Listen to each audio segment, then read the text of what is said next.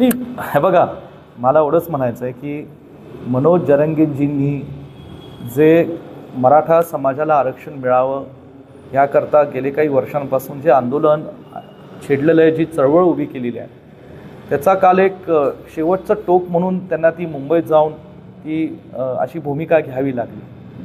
आणि यातल्या काही कायद्याच्या तरतुदी आहेत, अडचणी आहेत, त्यातल्या काही संविधानिक घटनात्मक काही तरतुदी आणि अडचणी होत्या.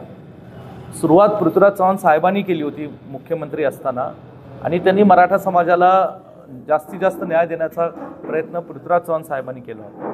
तदनंतर ठीक आहे, एकनाथ शिंदे साहेब असतील, फडणवीस साहेब असतील, आता ही उपसमिती आहे, त्यांनी त्यांच्या परीने प्रयत्न केले. पण अजूनही मराठा समाजातल्या ज्या भावना होत्या किंवा आरक्षणातले जे काही त्यांना गोष्टी मिळायला हव्या होत्या ते मिळत नव्हत्या.